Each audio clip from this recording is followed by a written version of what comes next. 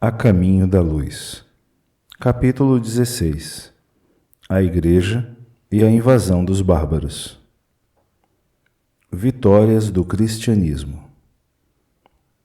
Constantino, no seu caminho de realizações, consegue levar a efeito a nova organização administrativa do Império, começada no governo de Diocleciano, dividindo-o em 4 prefeituras, que foram as do Oriente, da Ilíria, da Itália e das Gálias, que por sua vez eram divididas em dioceses dirigidas respectivamente por prefeitos e vigários. Com a influência do vencedor da ponte Milvius, efetua-se o Concílio Ecumênico de Nicéia para combater o cisma de Ário, padre de Alexandria, que negara a divindade do Cristo. Os primeiros dogmas católicos saem com força de lei desse parlamento eclesiástico de 325. Findo o reinado de Constantino, aparecem os seus filhos, que lhe não seguem as tradições. Em seguida, Juliano, sobrinho do imperador, eleva-se ao poder tentando restaurar os deuses antigos, em detrimento da doutrina cristã, embora compreendesse a ineficácia do seu tentamen. Mas, por volta do ano 381, surge a figura de Teodósio, que declara o cristianismo religião oficial do Estado, decretando simultaneamente a extinção dos derradeiros traços do politeísmo romano.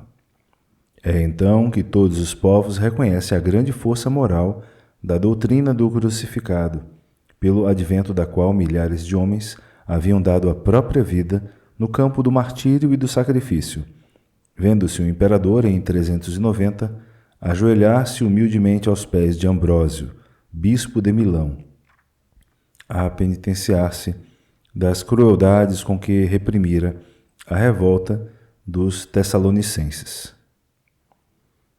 Primórdios do catolicismo. O cristianismo, porém, já não aparecia com aquela mesma humildade de outros tempos.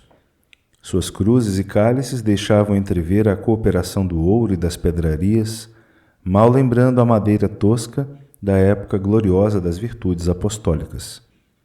Seus concílios, como os de Nicéia, Constantinopla, Éfeso e Calcedônia, não eram assembleias que imitassem as reuniões plácidas e humildes da Galileia. A união com o Estado era motivo para grandes espetáculos de riqueza e vaidade orgulhosa, em contraposição com os ensinos daquele que não possuía uma pedra para repousar a cabeça dolorida. As autoridades eclesiásticas compreendem que é preciso fanatizar o povo, impondo-lhe suas ideias e suas concepções, e, longe de educarem a alma das massas na sublime lição do Nazareno, entram em acordo com a sua preferência pelas solenidades exteriores, pelo culto fácil do mundo externo, tão do gosto dos antigos romanos, pouco inclinados às indagações transcendentais. A Igreja de Roma. A Igreja de Roma, que antes da criação oficial do papado considerava-se a eleita de Jesus, ao arvorar-se em detentora das ordenações de Pedro, não perdia ensejos de afirmar a sua injustificável primazia junto às suas congêneres de Antioquia, de Alexandria e dos demais grandes centros da época. Herdando os costumes romanos e suas disposições multisseculares, procurou um acordo com as doutrinas consideradas pagãs pela posteridade, modificando as tradições puramente cristãs, adaptando textos, improvisando novidades injustificáveis e organizando, finalmente, o catolicismo sobre os escombros da doutrina deturpada. Os bispos de Roma, abusando do fácil entendimento com as autoridades políticas do Estado, impunham suas inovações arbitrárias, contrariando as sublimes finalidades do ensinamento daquele que preconizara a humildade e o amor como os grandes caminhos da redenção. É assim que aparecem novos dogmas, novas modalidades doutrinárias, o culto dos ídolos nas igrejas, as espetaculosas festas do culto externo, copiados quase todos os costumes da Roma anticristã. A destruição do Império. A fraqueza e a impenitência dos homens não lhes deixou compreender que o cristianismo fora chamado à tarefa do governo tão somente para educar o sentimento dos governantes, preparando-os para levar o esclarecimento e a fraternidade aos outros povos da terra, então considerados bárbaros pela cultura do império. Não obstante, todos os esforços em contrário dos mensageiros de Jesus, Bonifácio III cria o papado em 607, contrapondo-se a todas as disposições de humildade que deveriam reger a vida da Igreja.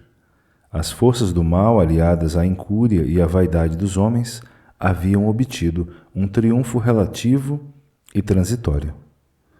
Os gênios do espaço, todavia, a claridade soberana da misericórdia do Senhor, reúnem-se no infinito, adotando providências novas concernentes ao progresso dos homens. Todos os recursos haviam sido prodigalizados a Roma, a fim de que as suas expressões políticas e intelectuais se estendessem pelo orbe, abrangendo todas as gentes no mesmo amplexo de amor e de unidade. Sua alma coletiva, no entanto, havia deturpado todas as possibilidades sagradas de edificação e renegado todos os grandes ensinamentos. Advertências penosas não lhe faltaram do alto, como nos acontecimentos inesquecíveis e dolorosos do Vesúvio, nas cidades de Campânia. Séculos de luta e de ensinamento se haviam escoado, sem que a alma do império se compenetrasse dos seus deveres necessários.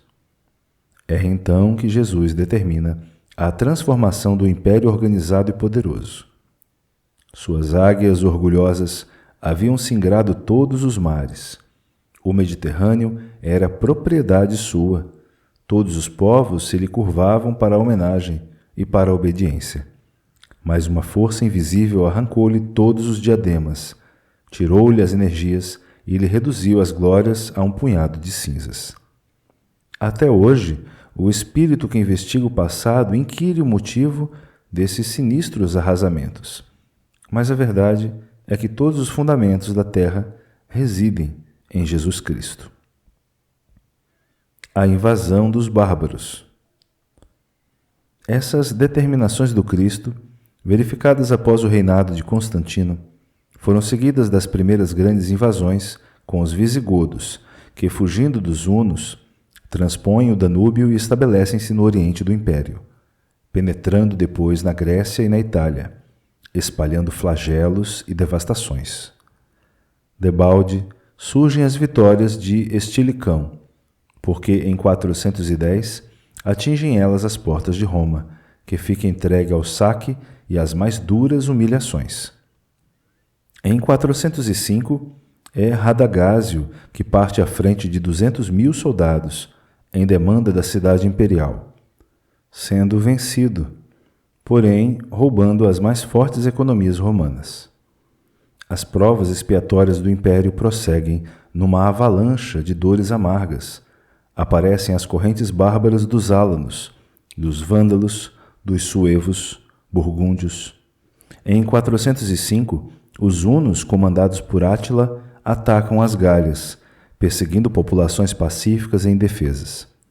A unidade imperial perde a sua tradição para sempre.